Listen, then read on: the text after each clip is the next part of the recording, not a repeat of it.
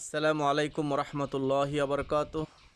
আউযু বিল্লাহি মিনাশ শাইতানির রাজিম। বিসমিল্লাহির রহমানির রহিম। আজকের বক্তব্যটা রাজনৈতিক নয়, কেবল সাংগঠনিক কিছু কথা বলবো। সেটা হচ্ছে বাংলাদেশ জামাত ইসলামী ৬ নং ওয়ার্ডের অধীনে ৭টি ইউনিট রয়েছে। এই ৭টি ইউনিটের যারা দায়িত্বশীল বৃন্দ তাদেরকে উদ্দেশ্য করে বলবো, জামাত ইসলামী একটি আদর্শভিত্তিক দল। জামাত ইসলামীর কার্যক্রম মূলত দুই ভাগে বিভক্ত। একটি হচ্ছে দাওয়াত আর একটি হচ্ছে রাজনৈতিক। দাওয়াতি মাঠে আমরা মানুষদেরকে আল্লাহর দিকে আহ্বান করি, আল্লাহর জন্য তাদেরকে সংগঠিত করি, তাদেরকে সুপ্রশিক্ষণ প্রদান করি এবং সর্বশেষ আমরা রাজনৈতিক মাঠে ক্ষমতার পালাবদলের জন্য, সুশাসন প্রতিষ্ঠার জন্য, যোগ্য ও সৎ নেতৃত্ব প্রতিষ্ঠিত করার জন্য আমরা কাজ করি। তারই ধারাবাহিকতায় যেহেতু বাংলাদেশ জামাত ইসলামীর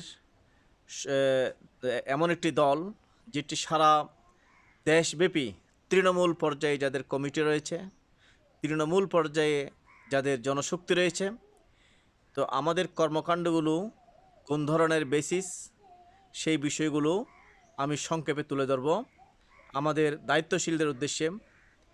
অত্র ওয়ার্ডে 7টা ইউনিট, প্রতিটি মসজিদ ভিত্তিক ইউনিট রয়েছে আমাদের।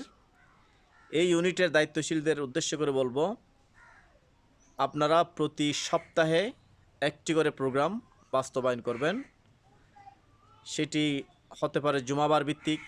কেউ যদি মনে করে আমরা জুমাবারে করব না, আমরা শনিবারে করব, কিংবা আমরা রবিবারে করব, যার যার ইউনিটের দায়িত্বশীল এবং ওই ইউনিটের জনশক্তির সুবিধা অনুযায়ী আমরা 4টা কর্মসূচি প্রত্যেকটা ইউনিটে রাখার জন্য বলি। প্রথম সপ্তাহে যে কর্মসূচিটি হবে সেটি হচ্ছে কর্মী বৈঠক। অর্থাৎ জামাতের একজন কর্মী, তাকে রিপোর্ট রাখতে হয়।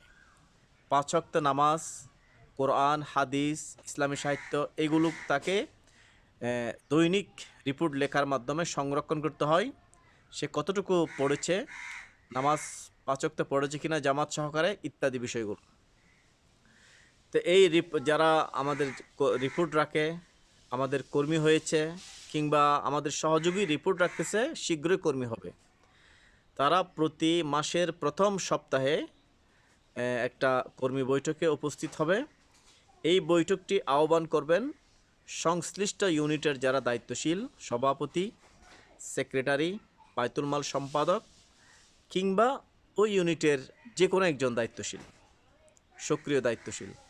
কোনো কারণে সভাপতি নিষ্ক্রিয় হয়ে গেল, তাহলে সেক্রেটারিকে সক্রিয় হয়ে কাজ করতে হবে। বা প্রত্যেকটা দায়িত্বশীল নিষ্ক্রিয় হয়ে গেল, তাহলে ওই ইউনিটের যে কোনো একজন কর্মী সহযোগী সক্রিয় হয়ে তাকে কাজ করতে হবে। এটাই হচ্ছে নিয়ম। তো প্রতি মাসের শুরুতে একটি মেসেজ লিখে সংশ্লিষ্ট গ্রুপে দিতে হবে এবং কর্মীদেরকে, সহযোগীদেরকে ফোন দিয়ে প্রোগ্রামটা অর্গানাইজ করতে হবে। সেখানে ওয়ার্ড থেকে কিংবা ইউনিয়ন থেকে মেহমান যাবে, প্রোগ্রামটা এভাবে সফল করতে হবে। দ্বিতীয় সপ্তাহে হচ্ছে আমাদের প্রশিক্ষণ প্রোগ্রাম। যে প্রোগ্রামের আওতায় থাকে সহিহ কোরআন প্রশিক্ষণ, দোয়া দরুদ প্রশিক্ষণ, বিভিন্ন বইয়ের উপর সামষ্টিক পাঠ ইত্যাদি। এটাও মাসের দ্বিতীয় সপ্তাহে ইউনিটের সংশ্লিষ্ট দায়িত্বশীল মেসেজ লিখে গ্রুপে দিয়ে দিবে, প্রোগ্রামটা আয়োজন করবে। অনুরূপভাবে তৃতীয় সপ্তাহে সাধারণ সভার আয়োজন করতে হবে। সাধারণ সভা হচ্ছে ইউনিট কর্তৃক একটা প্রোগ্রাম আয়োজন, যেখানে সংশ্লিষ্ট ইউনিটের সকল জনশক্তিকে ওই প্রোগ্রামে উপস্থিত করানোর চেষ্টা করতে হবে। যারা জামাত করে তাদেরকেও, যারা জামাত করে না কিংবা যারা জামাত সম্পর্কে বুঝতে চায় তাদের সকলকে এই সাধারণ সভায় উপস্থিত করাতে হবে এবং সেখানে নেতৃবৃন্দ জামাত ইসলামী সম্পর্কে, ইসলাম সম্পর্কে নানা বিষয়ে আলোকপাত করবেন।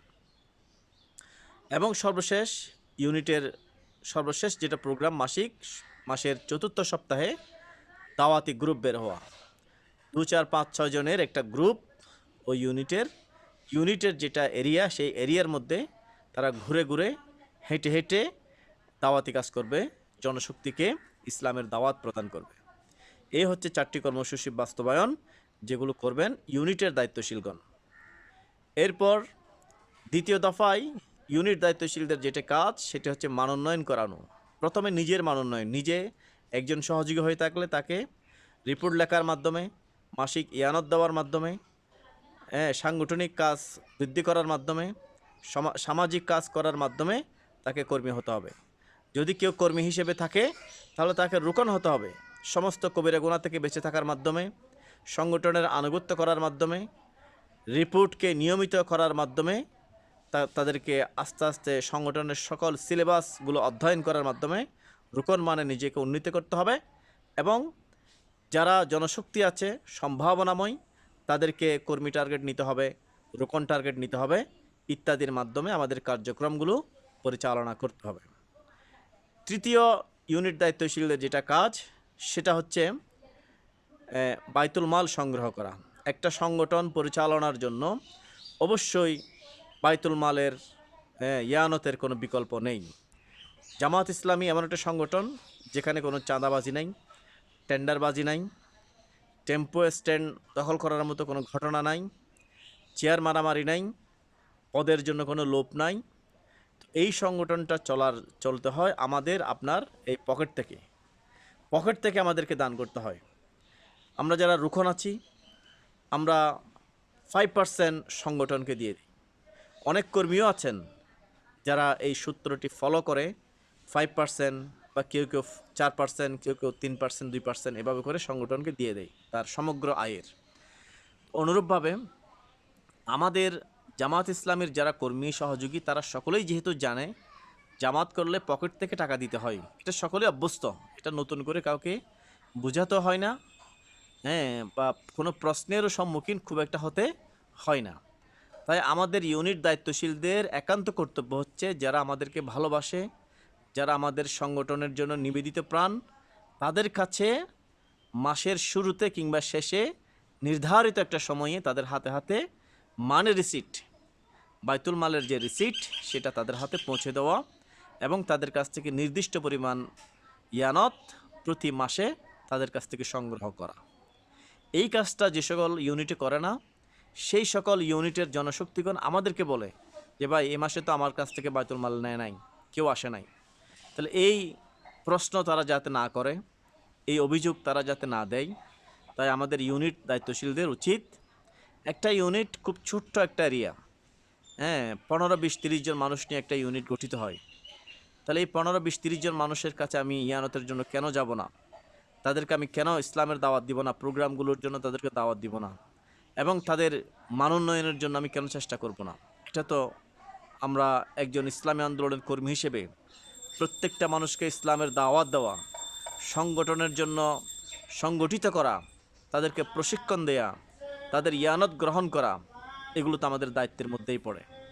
সুতরাং সকল দায়িত্বশীলদের উদ্দেশ্যে আমার এই বার্তা, আপনারা যথাযথভাবে এই দায়িত্বগুলো পালন করার মাধ্যমে ইসলামকে বিজয়ী করার জন্য কাজ করুন।